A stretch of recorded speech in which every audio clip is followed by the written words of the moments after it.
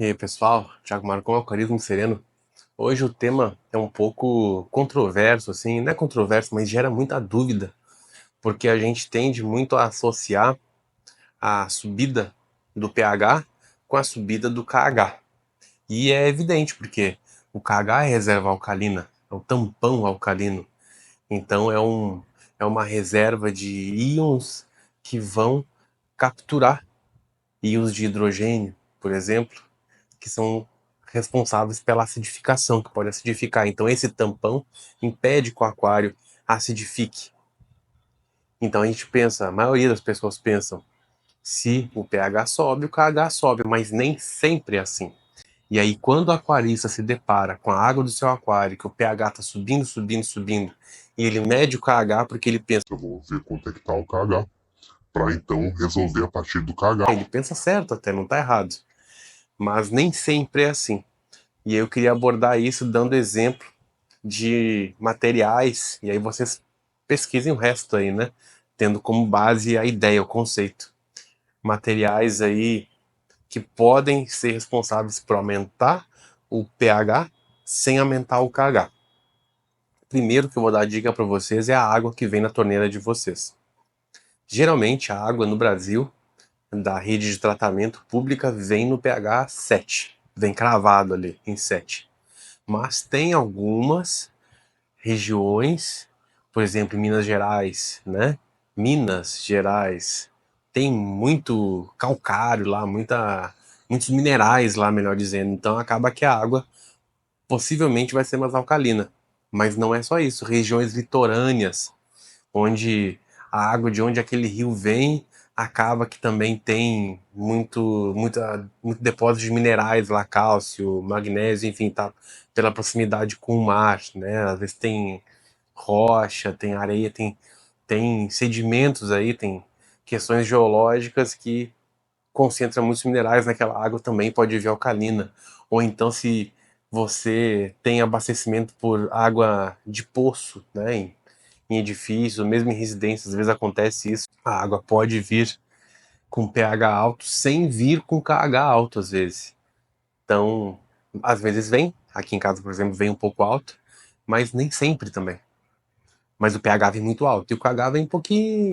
Então, essa pode ser a primeira possibilidade. Sempre quando der um problema, primeira coisa, teste a água da sua torneira. Dê ali 24 horas de descanso para aquela água, de repouso, porque para ter as trocas ali, cloro e tal, e todos os elementos que tem nela, dê umas 24 horas pelo menos de descanso. E aí depois você faça os testes para saber com quem você está lidando, né? Passada essa primeira etapa aí, a gente vai para dentro do aquário. E aí dentro do aquário a gente tem que ver o que a gente tem lá dentro. Primeira coisa, ver o que tem visualmente, assim, fora mesmo, né? Fora, mas lá dentro, mas que a gente está vendo ali dentro do aquário. E geralmente pode ser o substrato, e vou dizer qual o principal substrato que é capaz de aumentar o pH, alcalinizar, soltando íons de cálcio lentamente, tão lentamente a ponto de que é capaz de aumentar o pH, porém não aumentar o KH, que é a aragonita. O pessoal fica em dúvida qual substrato utilizar, pesquisem bem. Geralmente o pessoal fica em dúvida entre laterita, dolomita e aragonita, questão de alcalinizar a água, aumentar o pH, segurar e tal. A aragonita, ela tem a capacidade de aumentar o seu pH sem necessariamente aumentar o seu KH. O seu aumenta muito pouco, lentamente. Então fiquem atentos. Outro substrato ou outros tipos de substratos são substratos provenientes onde aquela rocha, né, aquele mineral é proveniente de regiões vulcânicas, como por exemplo aí o basalto. O basalto pode liberar lentamente materiais alcalinizantes na água sem necessariamente aumentar o KH. E aí vai alcalinizar, vai aumentar o seu pH também. Mas não só substratos, nem apenas substratos vão. E varia o basalto, viu? Só para avisar que sempre varia de acordo com a região e tal, tem uma variação. Mas não apenas os substratos fazem isso daí. Também elementos que você às vezes coloca no seu filtro, que aí também, se é proveniente de regiões vulcânicas, vai depender de como se formou aquela lava e tal, né?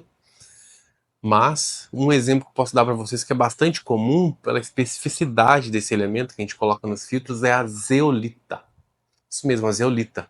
A zeolita ela tem capacidade filtrante e tudo mais, né, de acomodar colônias de bactérias do ciclo do nitrogênio, mas ela também tem vários tipos de zeolita, mas a zeolita vendida para aquarismo, ela tem uma capacidade adicional bem interessante, que é a de capturar íons de amônia. Então, inclusive vários fabricantes, várias marcas anunciam como ammonia remover, né? Removedor de amônia. E não deixa de ser, né? Com algum limite. Verifique nos vídeos do canal aí que eu falei sobre isso. Ela tem um limite e é bastante interessante, inteligente tomar cuidado com esse limite, porque pode o tiro sair pela culatra. Mas o assunto do vídeo é alcalinizar. E sim, se ela capturar muito eficientemente, dependendo da química da água do seu aquário, como estão as coisas, né?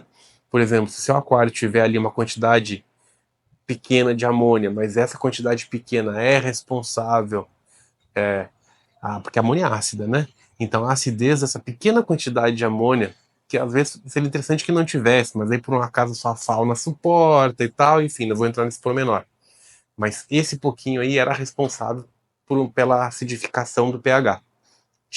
Cumpria um papel, fazia parte em todo o jogo da acidificação, do jogo ali, equilíbrio ácido-base, ácido-alcalino.